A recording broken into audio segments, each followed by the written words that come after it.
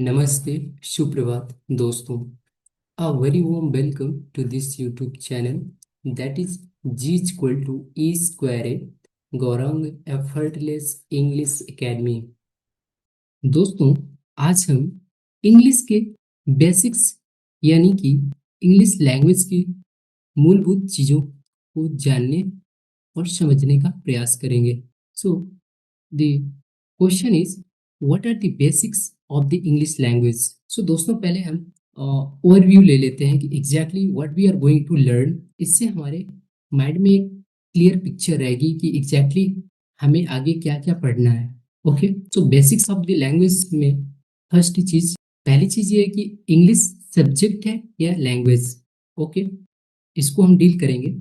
And second one is, अगर English language है तो what is the language. Okay, जिस तरीके से ह्यूमन बॉडी होती है में कुछ बॉडी ऑर्गन्स या पार्ट्स होते हैं, लाइक वाइज कुछ ऐसे पार्ट्स होते हैं जैसे ह्यूमन बॉडी में कुछ इंपॉर्टेंट पार्ट्स होते हैं, तो वैसे लैंग्वेज में भी इंपॉर्टेंट पार्ट्स होते हैं। Like the human body parts example है बोन्स, बोन स्ट्रक्चर यानी कि आपका जो कंकाल तंत्र, correct, liver, kidney, lungs and so on. तो दोस्तों, लाइकवाइज लैंग्वेज में भी कुछ ऐसा ही है। The smallest unit of the language is letters, then letters, after letters word या अक्षर के बाद हम शब्द देखेंगे और शब्द के बाद वाक्य देखेंगे। एंड जब वाक्य में हम कंप्लीट करते हैं, उसको विराम देते हैं, तो उसके लिए हम कुछ पंक्चुएशन मार्क्स यूज करते हैं। और भी है कि एग्जैक्टली हम आगे की चीजें इसको एक्सप्लेन करेंगे और ट्राई टू अंडरस्टैंड करेंगे। व्हाट इज, दोस्तों, भाषा सिर्फ अपने भावों और विचारों का आदान प्रदान है एक दूसरे के साथ। हम जब एक दूसरे से संवाद करते हैं तो हम अपने विचारों को सरलता से व्यक्त करते हैं। बस यही सिंपल लैंग्वेज का मतलब है। Language is medium of communication from one person to another person, from one person to another person. दोस्तों, अब हम थर्ड क्वेश्चन को डील करते हैं कि दोस्तों, third question was the parts of language. Important भाग होते हैं, उसको जब समझेंगे तब एग्जैक्टली हम लैंग्वेज को सही तरीके से समझ सकते हैं। इसको हम एग्जाम्पल के साथ समझ सकते हैं। जैसे कि जैसे कि दोस्तों, ये पर्सन है और इसकी जो बॉडी है ये कई ऑर्गन से मिलकर बना होता है। लाइक एग्जाम्पल, बोन्स होंगे, करेक्ट, लीवर्स, करेक्ट, लंग्स। समझ में आया ना कि एक कोई ह्यूमन होता है तो उसकी बॉडी जो होती है ना, कुछ इसेंशियल ऑर्गन से मिलकर बना होता है, तब वो एक ह्यूमन कोई एक्टिविटी कर पाता है, तब वो सही ढंग से काम सुचारू रूप से कर पाता है। तो लाइकवाइज लैंग्वेज को सुचारू रूप से सीखने के लिए कुछ बेसिक्स इसेंशियल यानी कि मूलभूत कुछ पार्ट्स होते हैं लैंग्वेज में। ओके, तो लैंग्वेज के क्या क्या पार्ट्स हैं उसको हम देखते हैं। ओके दोस्तों, भाषा की सबसे स्मॉलेस्ट यूनिट, दोस्तों, भाषा की सबसे छोटी इकाई जो होती है वो लेटर्स होते हैं। देन इसके बाद सेकंड जो इसके बाद जो लैंग्वेज का सेकंड पार्ट्स आता है दोस्तों, वो है वर्ड्स। एंड देन इसके बाद सेंटेंस, करेक्ट। देन दोस्तों, जब हम हमारा एक वाक्य कंप्लीट हो जाता है तो हम विराम देते हैं यानी कि पॉज लेते हैं, उस सेंटेंस को रोकते हैं। तो उस सेंटेंस को रोकने के लिए कुछ चीजें होती हैं, उस चीज को क्या बोलते हैं, पंक्चुएशन मार्क, विराम चिन्ह, जिसको हम साइन बोलते हैं, जिसको हम चिन्ह बोलते हैं ना। सो दोस्तों, ये कुल मिला के लैंग्वेज के पार्ट्स हैं। जो स्मॉलेस्ट यूनिट है लैंग्वेज की वो लेटर्स हैं, जिसको हम अक्षर या वर्ड बोल लो। देन इसके बाद जब हम लेटर्स को ऐड करेंगे दोस्तों, अब इंटरेस्टिंग चीज, जब हम लेटर्स को ऐड करेंगे तो हमको क्या मिलेगा, मिलेंगे। एंड देन जब हम वर्ड्स को ऐड करेंगे तो हमको क्या मिलेगा, सेंटेंस मिलेगा। इट इज सिंपल ना। जब हमारा सेंटेंस कंप्लीट होता है तो हम साइन यूज करते हैं। साइन में क्या क्या हो सकते हैं, फॉर एग्जाम्पल साइन को जैसे समझे कि जब हमारा एक सेंटेंस कंप्लीट होता है तो हम क्या यूज करते हैं, फुल स्टॉप यूज करते हैं, है ना, जिसका साइन क्या होता है, ऐसा होता है, करेक्ट। ये फर्स्ट वन हो गया। एंड सेकेंड वन, अगर हमारा सेंटेंस क्वेश्चन मार्क है, अगर प्रश्नवाचक टाइप का है तो हम साइन कैसे यूज करेंगे दोस्तों। कभी कभी सेंटेंस में क्या होता है ना, एक लंबा सेंटेंस है, उसमें हम लोग कॉमा यूज करते हैं, correct. And then colon use करते हैं, करेक्ट, इसका साइन ऐसा होता है। Then semicolon. तो बेसिकली ये मोटे मोटे कुछ साइंस हैं, और भी साइंस हैं जैसे कि inverted comma, single inverted comma, double inverted comma, correct, the dash, hyphen, है ना। ये एक और भी इंटरेस्टिंग चीज है, नो, हाइफन, ठीक है, ऐसा इसका साइन रहता है। तो एग्जैक्टली हम इसको भी चीजें समझेंगे, कब हम कामा यूज करते हैं, कब हम कॉलन यूज करते हैं, कब हम सेमी कॉलन यूज करते हैं, एंड कब हम हाइफन यूज करते हैं, करेक्ट। इसको हम आगे डिटेल में देखेंगे, लेकिन उससे पहले चीजें थोड़ा सा देखते हैं इसके बारे में, लेटर्स के बारे में। अब लेटर्स को समझते हैं दोस्तों। इंग्लिश लैंग्वेज में दोस्तों इंग्लिश लैंग्वेज में 26 लेटर्स होते हैं। दोस्तों लेटर्स की संख्या 26 होती है, correct. Okay, you know 5, 20 and 1, correct guys. Overall 26। जब हम इसको 5, दोस्तों 5 जो होते हैं ना, वो वॉयल्स होते हैं, करेक्ट। ये दोस्तों ये जो सेमी वॉल है ना, ये वाई होता है, करेक्ट। और जो 20 है, तो आपको तो मालूम है ना, वो जो 5 आपके वॉल्स हैं, ए, ई, आई, ओ, यू, बाकी आप उसको काउंट कर सकते हैं। ए, ई, आई, ओ, यू हो गया, और आपका वाई सेमी वॉल हो गया। सेमी वॉल का मतलब ये है कि ये जो वाई है, ये कॉन्सोनेंट के रूप में भी यूज होता है, और वॉयल्स के फॉर्म में भी इसका यूज होता है, करेक्ट। और दोस्तों एक इंटरेस्टिंग चीज, देखो इंग्लिश लैंग्वेज में 26 लेटर्स होते हैं, बट दोस्तों उसका जो साउंड है, दोस्तों जो ये 5 वॉल्स है ना, इसके दोस्तों 20 साउंड्स हैं, करेक्ट। 20 साउंड्स। दोस्तों एक के अपने 4 साउंड्स होते हैं, ठीक है। तो ऐसे इसके भी यू के 4 साउंड्स, ठीक है, ये 20 साउंड्स, ठीक है। ई के भी कितने होंगे, आई के भी कितना होगा, 4 साउंड्स होगा। एंड एंड ओ का भी 4 साउंड्स होता है। जो कॉन्सोनेंट्स के साउंड्स होते हैं दोस्तों, इसके 24 साउंड्स होते हैं। ओवरऑल इंग्लिश लैंग्वेज में 26 है, बट साउंड्स दोस्तों 44 है।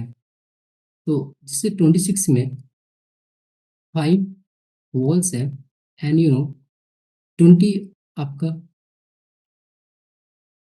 कॉन्सोनेंट्स है। दोस्तों जो कॉन्सोनेंट 20 है, इसके दोस्तों जो साउंड्स हैं इसका 24, एंड जो 5 वॉल्स हैं इसके के लिए 5 वॉल्स हैं, बट इसके साउंड्स कितने हैं, 20 हैं ओवरऑल।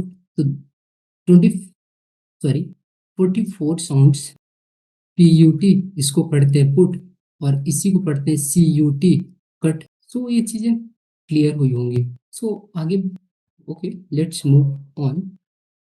जैसे दोस्तों जब हम लेटर्स को ऐड करेंगे, जैसे सपोज हम कुछ लेटर्स ले लेते हैं, जैसे सी, टी, ए, ये दोस्तों 3 लेटर्स हैं, करेक्ट। जब हम इनको ऐड करेंगे तो ये प्रॉपर वर्ड्स बनना चाहिए। प्रॉपर वर्ड्स का मतलब ये है कि इसका प्रॉपर मीनिंग निकलना चाहिए। चलिए दोस्तों हम इसको ऐड करके देखते हैं। सी प्लस टी प्लस ए, इसको ऐड करेंगे तो क्या होगा, सी टी ए। दोस्तों, इज इट प्रॉपर वर्ड? ये प्रॉपर वर्ड नहीं है, क्यों? क्योंकि इसका कोई मीनिंग ही नहीं निकल रहा है। ओके, अब दूसरे एंगल से इसको ऐड करते हैं, C plus A plus T, C A T. हाँ यस दोस्तों, इट इज प्रॉपर वर्ड, मतलब कि इसका एक प्रॉपर मीनिंग निकल के आ रहा है, करेक्ट। और दूसरे ए प्लस सी प्लस टी, ये भी एक प्रॉपर मीनिंग है, एक्ट। आपने सुना होगा ना, ये एक्ट दोस्तों वर्ब है। जब इसमें आई ओ एन सफिक्स ऐड कर देते हैं तो यही एक्शन बन जाता है ना। ये दोस्तों एक्चुअली क्या है, ये वर्ब है, बट जब हम इसमें ए सी टी प्लस आई ओ एन, ये जो सफिक्स है जिसको हम लोग प्रत्यय बोलते हैं, इसको ऐड कर देंगे तो क्या बन जाएगा, एक्शन, यानी कि एक काम करने का प्रोसेस।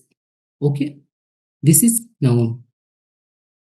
ओके, सुनो दोस्तों, इट इज क्लियर कि हमको लेटर्स ऐड करने हैं, बट उसका एक प्रॉपर मीनिंग निकल के आना चाहिए। यूं नहीं कि कोई भी आपने लेटर्स को ऐड कर दिया बट उसको एग्जैक्टली मीनिंग नहीं आ रहा है, करेक्ट। सो वो एक्चुअली वो लेटर, वो वर्ड्स नहीं होगा। ओके, सो दोस्तों अब समझते हैं सेंटेंस। जब हम वर्ड्स को ऐड करते हैं तो सेंटेंस क्रिएट होता है, इट इज नेचुरल ना। इसमें तो कोई बहुत बड़ी रॉकेट साइंस नहीं है कि I think you are unable to understand, it is very easy. दोस्तों, सेंटेंस का भी कुछ ऐसा ही हाल है। देखो, प्लस वर्ड्स, जब हम वर्ड्स को ऐड करेंगे तो फाइनल प्रोडक्ट क्या आएगा, फाइनल प्रोडक्ट क्या आएगा, सेंटेंस आएगा ना। सिंपल है दोस्तों, इसको हम एग्जांपल के तरीके से समझ सकते हैं। सपोज सपोज आपको बिस्किट बनाना है, तो बेसिकली आपको क्या चाहिए, आटा चाहिए, शुगर चाहिए, वाटर चाहिए, उसको मिक्स करेंगे, देन फाइनल प्रोडक्ट क्या आएगा, फिर उसको हम आपके फाइनल प्रोडक्ट फिर क्या बन के आएगा, बिस्किट आएगा। तो लाइकवाइज जब हम वर्ड्स को ऐड करते हैं फ्रेंड्स, तो सेंटेंस क्रिएट होता है। लेकिन दोस्तों ऐसे नहीं कि वर्ड्स कोई भी ऐड कर दो, बट उसका सेंटेंस का एक मीनिंगफुल होना चाहिए, है ना, मीनिंगलेस नहीं होना चाहिए। Okay, so let's understand with example. He is a teacher, correct, plus plus, तो फाइनली ये आपका क्या आया, ही इज अ टीचर। इसका एक प्रॉपर मीनिंग निकल रहा है ना, this sentence is meaningful, so that's why we can say it is sentence. Why? Because it's give proper meaning. Okay, एक हम अलग सिनेरियो लेते हैं, दूसरा केस लेते हैं जिसमें वर्ड्स होंगे बट वो मीनिंगफुल नहीं होगा, तो उसको हम सेंटेंस नहीं बोलेंगे, करेक्ट। इसी को हम अपोजिट करते हैं, करेक्ट। टीचर एक वर्ड है, प्लस ऐड करते हैं, इस लेते हैं, प्लस ए लेते हैं, प्लस ही लेते हैं। अब इसको हम ऐड करते हैं तो इसका क्या होगा, teacher, correct. Sorry, let me erase, teacher is a he. दोस्तों आप ही बताओ, क्या ये मीनिंगफुल लग रहा है सेंटेंस? ओके, हालांकि ये वर्ड्स हैं, वर्ड्स प्रॉपर है, इसका मीनिंग है, पर्टिकुलर अपना मीनिंग है, बट जब हम वर्ड्स को ऐड करते हैं, जब हमको फाइनल प्रोडक्ट के रूप में सेंटेंस वाक्य मिलता है, तो बट उसको क्या एक कंडीशन है कि उस सेंटेंस मीनिंगफुल होना चाहिए, है ना। तो नाउ इट इज क्लियर कि this sentence is meaningful and this sentence is meaningless, है ना, correct. Okay, correct. Okay, so interesting चीज देखते हैं दोस्तों। सो दोस्तों, do you know the study of words, the study of letters, the study of sentence, and last one is sine, the study of sine. Word की study को क्या बोलते हैं, आप जानते हैं या नहीं? Okay, don't worry, let's be exactly what is the science of word, correct. So okay, इसको देखते हैं, स्टार्ट करते हैं लेटर से, देन इसके बाद जब लेटर्स को ऐड करते हैं तो इसके बाद हमें वर्ड्स मिलता है, करेक्ट। देन वर्ड्स को हम ऐड करते हैं तो सेंटेंस मिलता है। इट इज़ वेरी सिंपल ना गाइस। देन जब सेंटेंस कंप्लीट होता है तो हम साइन लगाते हैं, यानी कि विराम लगाते हैं, है ना, शाइन। ओके, सो बेसिकली हमको क्या पढ़ना है कि लेटर्स के स्टडी को क्या बोलते हैं, एग्जाम में आ सकता है ना, चांस है कि वर्ड्स, ये वर्ड्स के स्टडी को क्या बोलते हैं, है ना, सेंटेंस की स्टडी को क्या बोलते हैं, एंड साइन की स्टडी को क्या बोलते हैं। ये बेसिक्स हैं और ये आपको मालूम होने चाहिए, है ना। सो ओके दोस्तों, the study of letters is called orthography. Okay, very good. Words की स्टडी को हम क्या बोलेंगे, बोलिए। डू यू नो, जानना चाहिए दोस्तों आपको। Actually you are aspirants of the exam. Okay, anyway don't worry. दोस्तों वर्ड्स की स्टडी को हम बोलते हैं एटिमोलॉजी। Etymology, correct. जिसको हिंदी में बोलते हैं शब्द साधन विज्ञान। हो सकता है कि मैं गलत हूँ, एग्जैक्टली मुझे हिंदी वर्ड नहीं मालूम इसका, लेकिन आप एक बार चेक कर लेना, ठीक है। एटिमोलॉजी को हिंदी में क्या बोलते हैं, बेसिकली उसमें हम वर्ड्स की स्टडी करते हैं, ठीक है। वर्ड्स की स्टडी में मतलब क्या करते हैं कि वो वर्ड्स का ओरिजिन क्या है ना, बेसिकली उसका किस चीज़ से वो बना है, उसका लैटिन है या ग्रीक है, उसको हम इसके एटमोलॉजी में देखते हैं, करेक्ट। और सेंटेंस के दोस्तों स्टडी या साइंस को हम बोलते हैं सिंटैक्स। दोस्तों वो सिंटैक्स वो चीज़ नहीं है, एक सिंटैक्स हम लोग उसमें भी पढ़ते हैं ना, सब्जेक्ट वर्ब एग्रीमेंट में भी पढ़ते हैं, तो वो अलग चीज़ है, ये अलग चीज़ है, करेक्ट। और दोस्तों साइन के स्टडी या साइंस को क्या बोलते हैं दोस्तों, इसको हम पंक्चुएशन मार्क बोलते हैं। And finally very confusing and very interesting, correct. दोस्तों आपसे मेरा एक क्वेश्चन ये है, किसी लैंग्वेज में कितने अल्फाबेट्स होते हैं, फॉर एग्जांपल इंग्लिश में कितने अल्फाबेट्स होते हैं, जवाब दोनों हो सकता है। कुछ लोग बोलेंगे कि 26 होते हैं अल्फाबेट्स, करेक्ट। कुछ शायद आप में से कुछ 10% लोगों को ही पता हो कि दोस्तों हर एक लैंग्वेज में एक ही अल्फाबेट होता है। अल्फाबेट दोस्तों एक होता है हर एक भाषा में, है ना। इंटरेस्टिंग चीज और कंफ्यूजिंग चीज हमको यही बताया गया था कि इंग्लिश लैंग्वेज में कितने अल्फाबेट्स होते हैं, तो जवाब आता था कि 26। बट एग्जैक्टली 26 नो दोस्तों, 26 नहीं होते। हर एक अल्फाबेट, हर एक लैंग्वेज का अपना एक अल्फाबेट होता है, करेक्ट। इसको समझते हैं एग्जैक्टली, इसको ट्राई टू अंडरस्टैंड करते हैं कि इंग्लिश लैंग्वेज में एक ही अल्फाबेट होता है। Each language has one alphabet. हम इंग्लिश लैंग्वेज और हिंदी लैंग्वेज को समझते हैं, ठीक है। इंग्लिश लैंग्वेज लेते हैं और इधर हिंदी लैंग्वेज लेते हैं, अब समझ में आएगा हमें अच्छे से, है ना। क्वेश्चन था कि अल्फाबेट कितने होते हैं, तो दोस्तों हम लोग को जवाब मिलता था स्कूल टाइम में कि इंग्लिश लैंग्वेज में 26 अल्फाबेट्स होते हैं। नो दोस्तों, अल्फाबेट हर लैंग्वेज में एक ही होता है। वो कैसे, उसको समझते हैं। Alphabet is the set of letters, correct. जो 26 ये लेटर्स हैं, उसी को जब एक समूह में रखते हैं, सेट होता है, उसको हम बोलते हैं एक अल्फाबेट। जैसे हिंदी में, जैसे आप लोग बोलते हैं ना कि का से ज्ञा तक, ये एक प्रकार का आपका क्या, वर्ड या अक्षर का समूह, वर्ड या अक्षर का सेट है, ठीक है। इसको हम बोलते हैं ये अल्फाबेट है, correct. Likewise A to Z ये आपके सेट ऑफ लेटर्स हैं, करेक्ट। इसको हम बोलते हैं कि इंग्लिश लैंग्वेज में एक अल्फाबेट होता है। और इसको हम एग्जाम्पल के साथ समझ सकते हैं कि जैसे सपोज ये फ्लावर्स हैं, एग्जैक्टली मुझसे फ्लावर बनता नहीं है, लेकिन I will try to make flowers, correct. ये धागा है, इसको हम इसको एक धागे में फूल को पिरो देते हैं, सजो देते हैं, तो ये हमारा एक माला क्रिएट हो गया। तो दोस्तों अगर हम इसको बोले फूल की माला, ये फूलों की माला है, करेक्ट। तो मतलब एक माला क्रिएट हुई। उसी तरीके से जो वर्ड का जो सेट है, जो सॉरी लेटर का सेट है, वो एक अल्फाबेट है। लाइक वाइज जैसे कि हमने एक फूल की माला बना ली ना, जिसको हम एक माला बोलते हैं, तो एग्जैक्टली जो माला होता है वो फूल का माला होता है। तो अब इसको हम ये थोड़ा ना बोलेंगे कि इसमें 4 फूल की माला है ना। इसको तो हम एक ही बोलेंगे ना कि ओनली वन गारलैंड, ऑल्दो इस गार्लैंड में 4 फ्लावर्स हैं। लाइकवाइज जैसे कि ए टू जेड 26 लेटर्स हैं, तो ये जो फ्लावर्स हैं वो आपकी एक प्रकार से लेटर्स की तरीके से काम कर रहे हैं, है ना।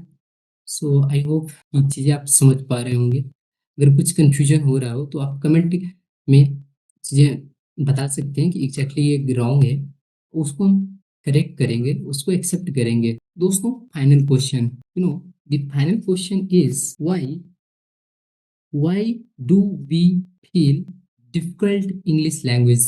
Why is the English language challenging task or not Hindi language? Correct. इसको इस क्वेश्चन को देखते हैं कि इंग्लिश लैंग्वेज क्यों चैलेंजिंग होती है और बल्कि हिंदी लैंग्वेज आसान होती है। हिंदी लैंग्वेज इजी और इंग्लिश लैंग्वेज ये डिफिकल्ट लगती है, क्यों? आखिरकार क्यों? दोस्तों, do you know why English language हमको चैलेंज लगती है ना, डिफिकल्ट लगती है, बट हिंदी लैंग्वेज हमको आसान लगती है, क्यों? आखिर क्यों? दोस्तों इसका जवाब वेरी सिंपल, करेक्ट। इसको अंडरस्टैंड करते हैं। दोस्तों बचपन दोस्तों बचपन से खेल खेल में हम लोग को क्या, हम लोग पहले लिसनिंग करते हैं अपने पेरेंट्स, दी फैमिली, ताऊ जी, अंकल जी, नेबर्स, पड़ोसियों के, ठीक है। देन हम फिर क्या करते हैं, then we start speaking, correct. And फिर इसके बाद ग्रेजुअली जैसे हम थोड़ा सा बड़े होते हैं तो पेरेंट्स फिर हमको भेजते हैं स्कूल, ठीक है।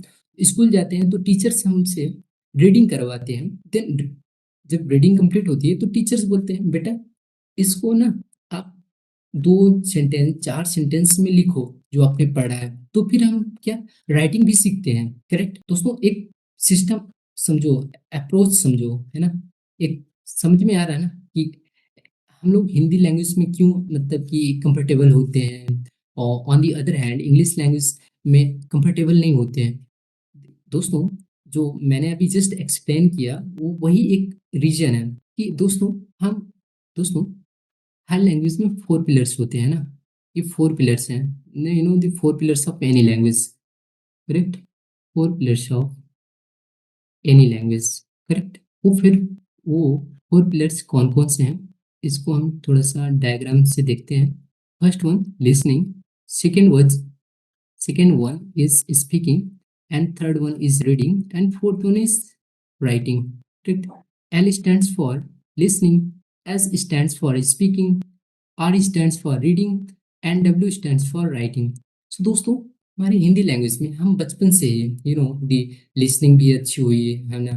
हम लोग अक्सर हिंदी में ही कोई भी बातचीत करते हैं, ठीक है। कोई भी फैमिली में कोई आता है तो जनरली क्या करते हैं कि हिंदी में ही कन्वर्सेशन चलता रहता है। तो इसलिए हम लोग क्या रहते हैं, हैबिचुअल रहते हैं, correct. There is no hesitation to speak, and speaking भी करते हैं, करेक्ट। एंड रीडिंग राइटिंग हम स्कूल में करते हैं, है ना।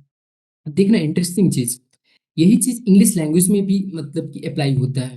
बट दोस्तों जब इंग्लिश लैंग्वेज सीखने की बारी आती है ना तो हम लोग पता क्या करते हैं, क्या बोला जाता है, टीचर्स बोलते हैं अगर आपको इंग्लिश स्ट्रॉन्ग करना है ना तो क्या चीज़ आपकी रिक्वायरमेंट होनी चाहिए, आपको ग्रामर के अच्छे से रूल याद होने चाहिए और आपको वर्ड पावर स्ट्रांग होना चाहिए, तब आपका इंग्लिश लैंग्वेज बहुत अच्छा हो जाएगा।